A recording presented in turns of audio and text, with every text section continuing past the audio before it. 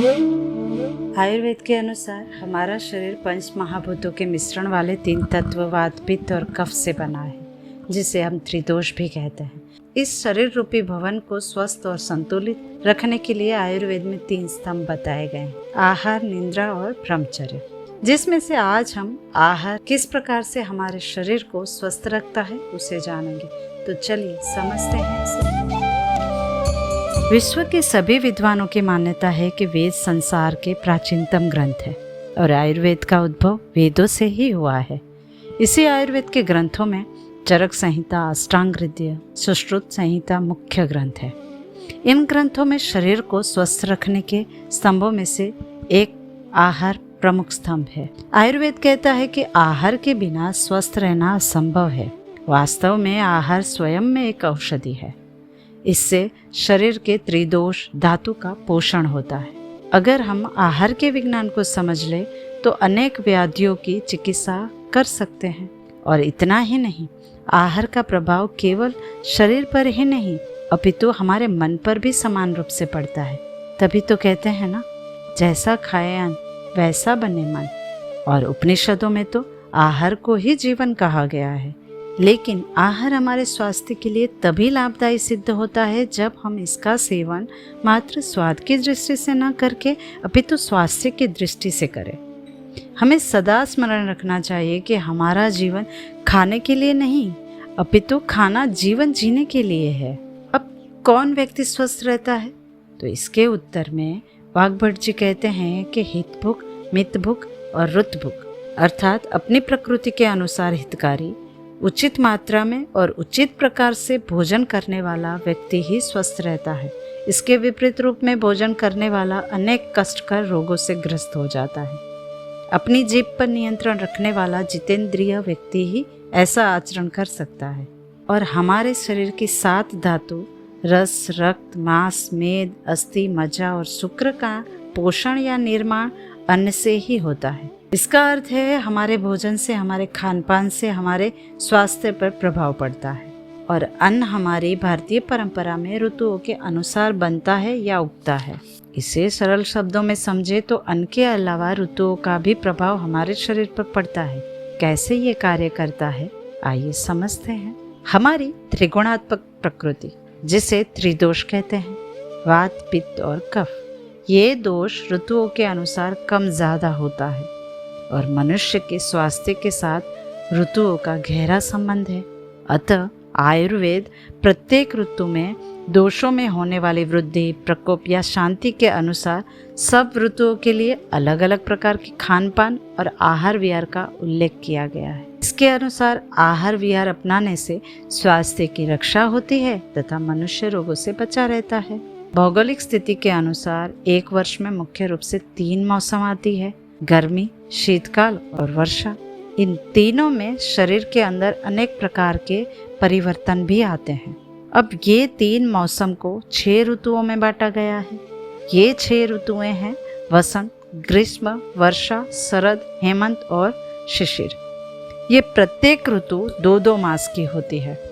चैत्र वैशाख में बसंत आती है, जेठ आषाढ़ में ग्रीष्म, श्रावण भाद्रपद में वर्षा, आश्विन कार्तिक में शरद, मार्गशीर्ष पौष में हेमंत तथा मार्ग फाल्गुन में शिशिर ऋतु होती है। विश्व भर में भारत ही ऐसा देश है जहाँ समय समय पर 6 ऋतुएं अपनी छटा बिखेरती हैं। और इन ऋतुओं का आधार सूर्य की गति से है।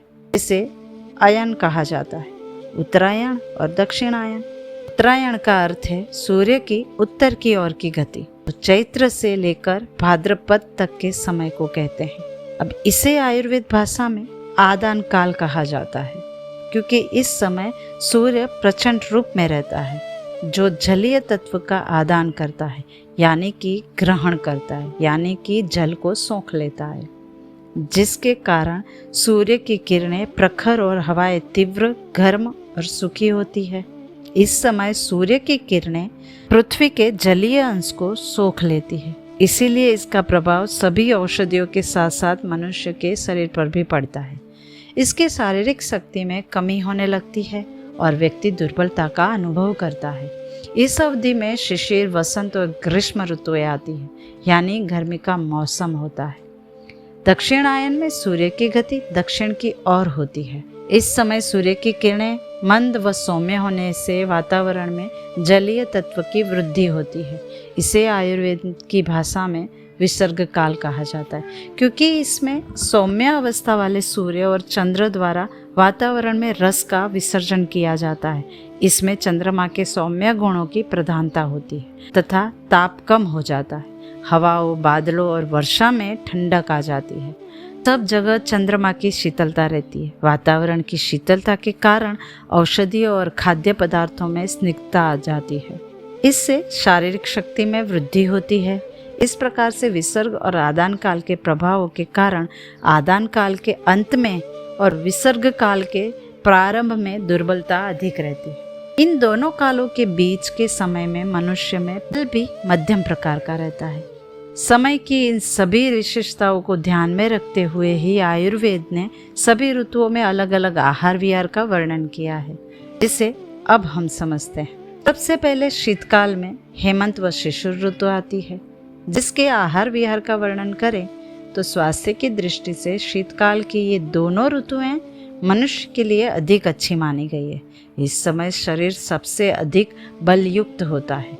दिन छोटे और रातें लंबी होने के कारण शरीर को आराम करने के साथ साथ भोजन के पाचन के लिए भी अधिक अनुकूलता मिलती है। इन दोनों कारणों से सर्दी में अधिक पुष्टि मिलती है तथा भूख भी अधिक लगती है। इस प्रकार पाचन शक्ति तेज होने से भारी और अधिक मात्रा में लिया गया आहार भी आसानी से पच जाता है। अतः इस काल में भूखा रहना और रूखा सूखा भोजन नहीं खाना चाहिए। अगर इस समय पर्याप्त मात्रा में भोजन रूपी ईंधन ना मिले तो पाचक अग्नि शरीर की धातुओं का ही भक्षण करने लगती है। इससे शरीर में वात दोष बढ़ जाता है और वात में शीत और रुक्ष गुण की अधिकता होती है। इस ऋतु में चिकनाई, मधुर, लवण और अम्ल रसयुक्त तथा पोषक तत्वों वाले पदार्थों का सेवन करना चाहिए, जैसे कि शुद्ध घी, मक्खन, तेल, दूध, खीर, उड़द की खीर, मिश्री, रबड़ी, मलाई, शहद, गन्ने का रस, दलिया, हलवा, आंवले व सेब का मुरब्बा, पीठी व सूखे मेवे से बने पदार्थ, मिठाई आदि लेना चाहिए। अनाजों में अंकुरित चना, मूंग, उड़द, गेहूं या चने की रोटी, कॉर्नफ्लेक्स, पुराने चावल, मौसमी फल जैसे सेब, आंवला, संतरा आदि, और सब्जियों में परवल, बैंगन, गोभी, जिमीकंद, पक्के लाल टमाटर, गाजर, मटर, पालक, बथुआ, मेथी आदि हरी सब्जियां ले सकते हैं। सौंठ गर्म जल में गर्म पदार्थ स्वास्थ्यवर्धक और पोषक होते हैं। यही कारण है कि शीत ऋतु में यानी कि सर्दियों में हम गोंद के लड्डू बनाकर खाते हैं। और आहार के साथ साथ वायु सेवन के लिए वॉकिंग करना भी ज़रूरी है। अपनी शक्ति के अनुसार तेज चाल से चलना चाहिए। व्यायाम और योगासन आदि करने चाहिए। इस ऋतु में व्यायाम का विशेष रूप से लाभ होता है। तेल मालिश, उपटन से नहाना चाहिए। सरसों के तेल या तिल के तेल की मालिश से त्वचा सुंदर और निरोगी बनती है। अब शीत ऋतु में हल्के, रूखे, वातवर्धक पदार्थ, कटु, तिक्त और कसाय रस वाले खाद्य एवं पेय पदार्थ, बासी तथा ठंडे जैसे कि आइसक्रीम व ठंडी प्रकृति वाले पदार्थों का सेवन नहीं करना चाहिए। खटाई में इमली, अमचूर, खट्टा दही, आम के अचार आदि का सेवन कम से कम ही करना चाहिए। अब देखते हैं वसंत ऋतु में आहार विहार कैसा होना चाहिए। वसंत ऋतु सब ऋतुओं में सुहानी होती है। इसमें सब जगह प्रकृति की सुंदरता दिखाई देती है। ये ऋतु शीतकाल और ग्रीष्मकाल का संधि समय होता है। मौसम मिला जुला होता है। दिन में गर्मी और रात में सर्दी होती है। होली का त्यौहार हम इसी वसंत ऋतु की शुरुआत में मनाते हैं। इस ऋतु में सूर्य की किरणें तेज होने लगती है। शीतकाल में शरीर के अंदर जो कफ जमा हो जाता है वह इन किरणों की गर्मी से पिघलने लगता है। इससे शरीर में कफ दोष कुपित हो जाता है और कफ से होने वाले रोग जैसे कि खांसी, जुकाम, नजला, दमा, गले की खराश, टॉन्सिल्स, पाचन शक्ति की कमी, जी मिचलाना आदि उत्पन्न हो जाते हैं। वातावरण में सूर्य का बल बढ़ने और चंद्रमा की शीतलता कम होने से जलीय अंश और चिकनाई कम होने लगती है। इसका प्रभाव शरीर पर पड़ता है और दुर्बलता आने लगती है। अतः इस ऋतु में खान पान का विशेष ध्यान रखना चाहिए। अल्म, मधुर और लवण रस वाले पदार्थ खाने से कफ में वृद्धि होती है। आहार की बात करें तो इस ऋतु में ताज़ा, हल्का, सुपाच्य भोजन करना चाहिए। कटु रस युक्त, तीक्ष्ण और कसाय पदार्थों का सेवन लाभकारी है। मूंग, चना और जौ की रोटी, पुराना गेहूं और चावल, जौ, भिगा हुआ व अंकुरित चना, मक्खन लगी हुई रोटी, हरी शाक, सब्जी एवं उनका सूप, सरसों का तेल, सब्जियों में करेला, लहसुन, पालक, केले, जिमीकंद, कच्ची मूली, नीम की नई कूपलें, सौंठ, पीपली, काली मिर्च, हरड़, बहेड़ा, आंवला, खसका जल, नींबू, मौसमी फल तथा शहद का प्रयोग बहुत लाभकारी है। जल अधिक मात्रा में पीना चाहिए। अदरक डालकर तथा शहद मिलाकर जल पीना चाहिए और भारी, चिकनाई युक्त, खट्टे व मीठे एवं शीत प्रकृति वाले पदार्थों का सेवन नहीं करना चाहिए। नया अनाज, उड़द, रबड़ी, मलाई जैसे भारी भोज्य पदार्थ व खजूर का सेवन भी ठीक नहीं है। अब देखते हैं ग्रीष्म ऋतु के आहार विहार को। ग्रीष्म ऋतु में सूर्य की तेज और उष्ण किरणें पृथ्वी का सारा जलीय अंश और चिकनाई सोख लेती है। पृथ्वी का तापमान एकदम बढ़ जाता है। इससे सारा वातावरण रूखा और नीरस दिखाई देता है। ये आदान काल की चरम सीमा होती है। समय की गर्मी और लू का प्रभाव प्राणियों पर ही नहीं अपितु पेड़ पौधों आदि वनस्पति जगत और यहाँ तक कि नदी, कुएं, तालाब आदि पर भी पड़ता है। शरीर को स्वस्थ, बलशाली और सुदृढ़ बनाए रखने के लिए स्निग्धता और सौम्यता की आवश्यकता होती है, क्योंकि इस ऋतु में इन दोनों का अभाव होता है। अतः शरीर भी वनस्पतियों की तरह सूखने लगता है। शरीर के रस, रक्त आदि सातों धातु क्षीण होने लगते हैं। अतः दुर्बलता आ जाती है। पसीना अधिक मात्रा में आता है, प्यास अधिक लगती है। शरीर में पित्त दोष का प्रकोप होने से अत्यधिक प्यास, ज्वर, जलन, रक्तपित्त, चक्कर, सिरदर्द आदि रोग भी हो सकते हैं। इन सब रोगों व दुर्बलता आदि से बचने के लिए आयुर्वेद ने जो आहार विहार का निर्देश किया है, अब उसे देखते हैं। ग्रीष्म ऋतु में हल्का, चिकना, मधुर रस युक्त, सुपाच्य, शीतल और तरल पदार्थों का सेवन अधिक मात्रा में करना चाहिए। जल को उबाल कर घड़े में ठंडा करके पीना चाहिए। चीनी, घी, दूध व मट्ठे का सेवन करना चाहिए। दही में थोड़ा पानी मिलाकर बनाए गए मट्ठे में मिश्री, पिसा हुआ जीरा व नमक डालकर पीना उपयोगी होता है। इसे केवल प्रातः और दोपहर के भोजन के साथ लिया जा सकता है, रात में नहीं लेना चाहिए। पुराने जौ, सब्जियों में चौलाई, करेला, बथुआ, परवल, पके टमाटर, छिलके सहित आलू, कच्चे केले की सब्जी, सहजन की फली, प्याज, सफ़ेद पेठा, पुदीना, नींबू आदि ले सकते हैं। दालों में छिलका रहित मूंग, अरहर और मसूर की दाल, फलों में तरबूज, मीठा खरबूजा, मीठा आम, संतरा और अंगूर, हरी पतली ककड़ी, सहतूत, फालसा, अनार, आंवले का मुरब्बा, सूखे मेवों में किशमिश, मुनक्का, चिरौंजी, अंजीर, बादाम आदि ले सकते हैं। एक बात हमेशा ध्यान रखें कि सूखे मेवों को हमेशा भिगोकर ही लेना चाहिए।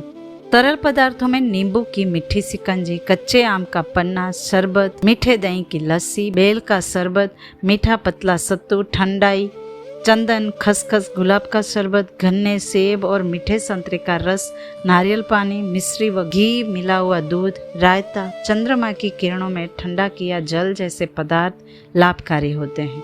अरहर की दाल खुश्क होती है, अतः इसमें घी और जीरे का छौंक लगा लेना चाहिए। इस ऋतु में कम मात्रा में और खूब चबा चबा कर खाना चाहिए। भोजन ताज़ा और गर्म लेना चाहिए। फ्रिज में देर तक रखे खाद्य पदार्थ का सेवन करना हानिकारक होता है।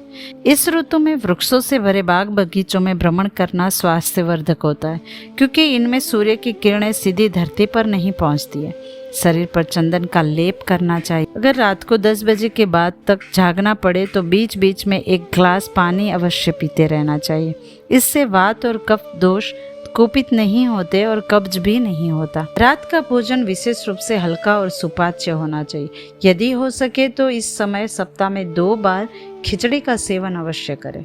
इस ऋतु में दिन में ज़्यादा से ज़्यादा 20 मिनट तक ही सोए, इससे अधिक नहीं सोना चाहिए। ग्रीष्म ऋतु में उष्ण प्रकृति यानी गर्म, खट्टे, कटु, लवण, रूखे और कसेले पदार्थों का सेवन कम से कम मात्रा में करना चाहिए। भारी तले हुए, तेज मिर्च, मसालेदार, बासी, लाल मिर्च वाले पदार्थ, उड़द की दाल, लहसुन, सरसों, खट्टी दही, शहद, बैंगन, बर्फ आदि का सेवन बिल्कुल नहीं करना चाहिए।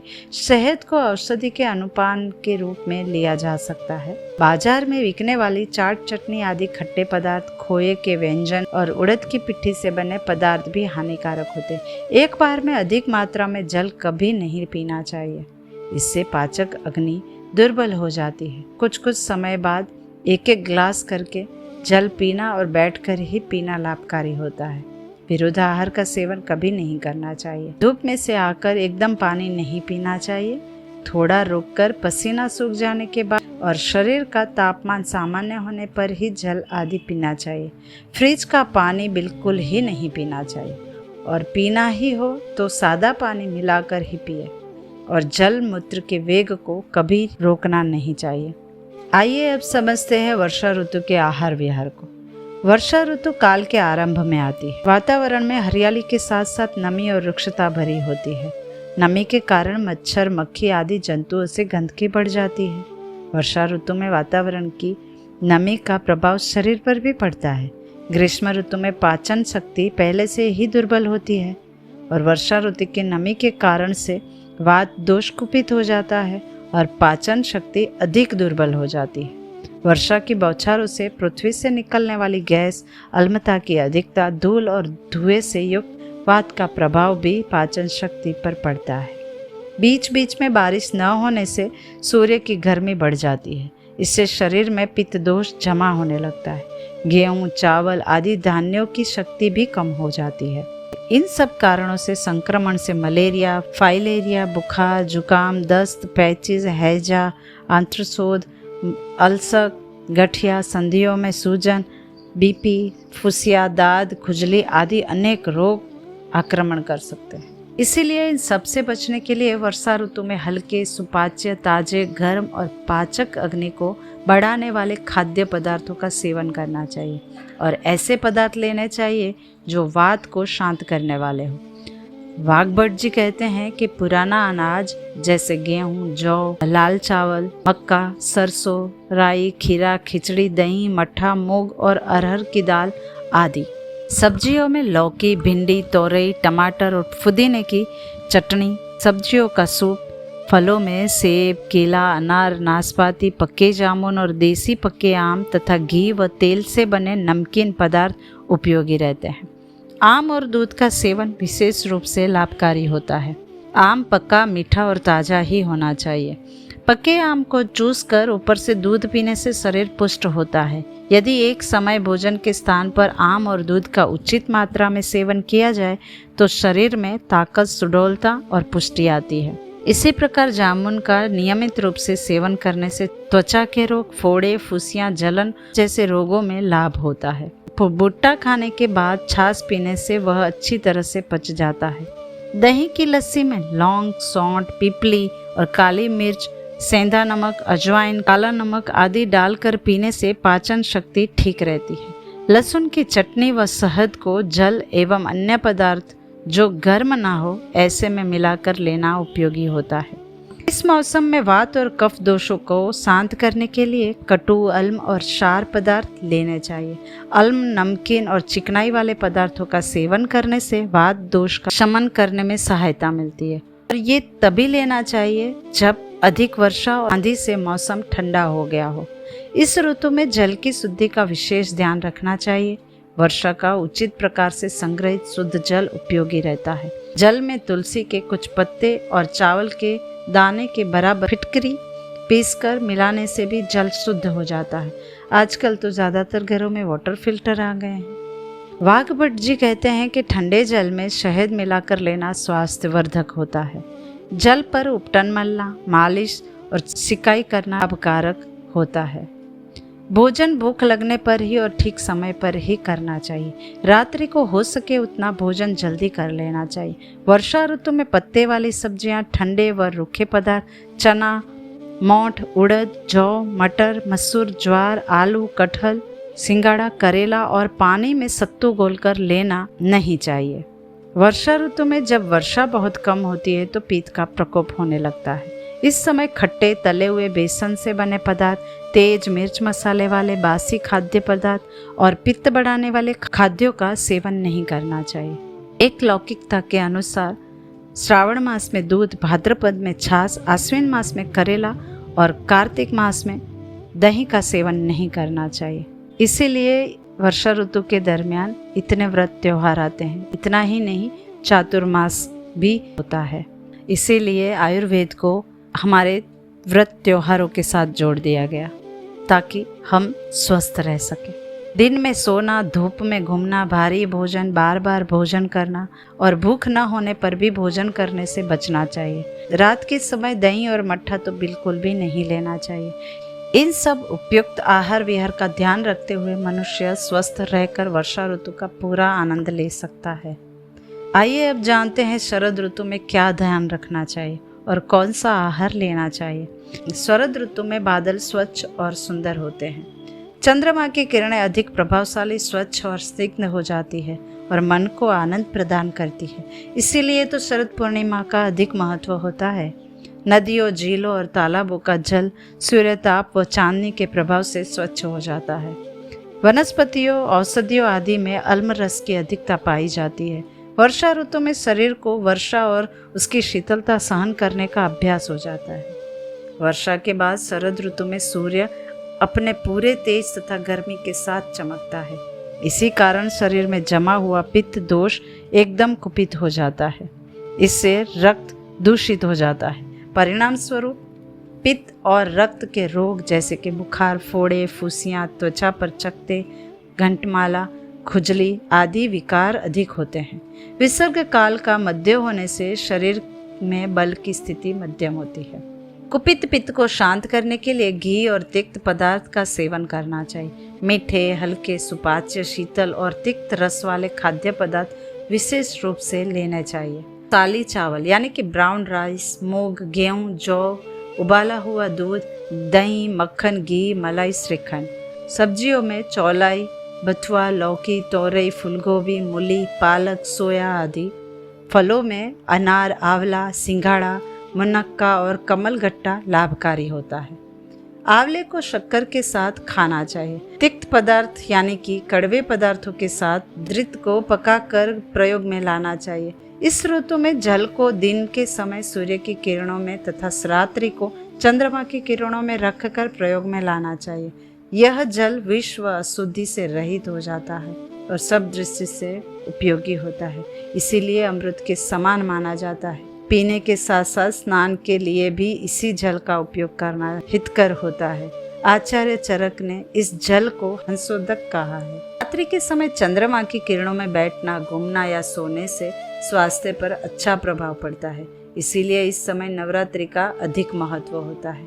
शरद ऋतु में सरसों का तेल, मट्ठा, सौंफ, लहसुन, बैंगन, करेला, हींग, काली मिर्च, पीपल, उड़द से बने भारी खाद्य पदार्थ, कढ़ी जैसे खट्टे पदार्थ, क्षार द्रव्य, दही और लवण वाले खाद्य पदार्थ अधिक मात्रा में नहीं खाने चाहिए। वैसे तो सभी ऋतु में सभी 6 रसों का सेवन करना चाहिए, परंतु ऋतु विशेष में इन उपयुक्त दिए गए आहार विहारों का सेवन विशेष रूप से तथा अधिक मात्रा में करना चाहिए। ऋतुचर्या में वर्णित आहार विहार का सेवन करते हुए ये बात ध्यान रखनी चाहिए कि इन तीनों मौसम के बीच यानी कि 6 ऋतु में 2 ऋतु के बाद ऋतु संधि का समय आता है, यानी कि ऋतु के अंतिम और आने वाली ऋतु के प्रथम सप्ताह में पहले वाले आहार विहारों को धीरे धीरे छोड़कर ही नई ऋतु के लिए बताए गए आहार विहार का सेवन आरंभ करना चाहिए। पहले लिए जाने वाले आहार आदि को एकदम छोड़कर पूरी तरह नए आहार आदि का सेवन करने से प्रतिकूलता की स्थिति बन जाती है। इससे रोग उत्पन्न हो सकते हैं। इस प्रकार से हमने ऋतु अनुसार आहार विहार को समझा। अब आयुर्वेद ये भी कहता है कि कोई भी आहार लेने से पहले वो आहार क्या वो शरीर के लिए उपयोगी है, क्या स्थान के अनुकूल है यानी कि देश के अनुकूल है, क्या वो ऋतु अनुसार है और क्या रोग के अनुसार है। जैसे कि सर्दी जुकाम है तो अदरक, शहद आदि लेना। इसके सिवाय भोजन में स्निग्धता हो यानी कि घी, तेल आदि प्राकृतिक स्निग्ध पदार्थ उचित मात्रा में हो, भोजन ताज़ा और गर्म हो, यही भोजन पौष्टिक होता है।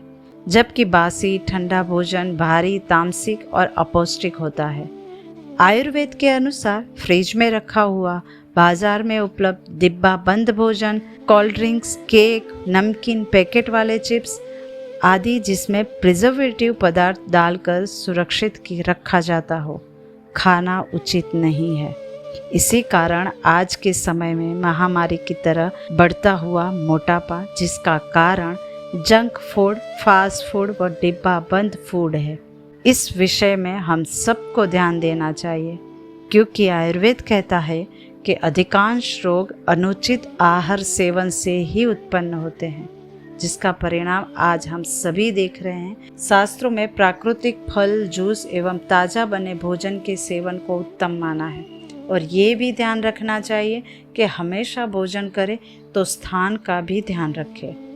भोजन करते समय मानसिक दशा का ध्यान रखें। हमेशा भोजन करते समय मन को शांत और प्रसन्न रखें। क्रोध में कभी भी भोजन नहीं करना चाहिए और भोजन को हमेशा उचित समय पर ही करें। जैसे कि जब भूख का अनुभव हो, पहले किया गया भोजन अच्छी तरह से पच चुका हो, जब पेट में भारीपन न हो एवं मल मूत्र का त्याग हो चुका हो, तभी भोजन करना चाहिए। अन्यथा पूर्व का भोजन का अधपचा रस और किए जा रहे भोजन का रस आपस में मिलकर सभी दोषों को कुपित कर देंगे और रोग की उत्पत्ति होगी। जब भी भोजन करें, पेट का 1/3 भाग खाली रखें, जिससे पाचक रस और कफ भोजन के साथ अच्छी तरह मिलकर उसका पाचन कर सके। इस प्रकार से हमने आहार संबंधी सारी जानकारी आपको देने का प्रयास किया है और ये सारी जानकारी चरक संहिता, अष्टांग हृदय और सुश्रुत संहिता से ली गई है। इस वैदिक संस्कृति का उद्देश्य हमारे सनातन वैदिक शास्त्रों के ज्ञान को हर घर में पहुंचाना है। इसमें आप भी हमारे साथ जुड़ना चाहते हैं तो लिंक डिस्क्रिप्शन में दी गई है। तो आइए मिलकर हमारी सनातन संस्कृति की सभ्यता का पालन करें और इस ज्ञान को जन जन तक पहुंचाएं। जय श्री लक्ष्मी नारायण।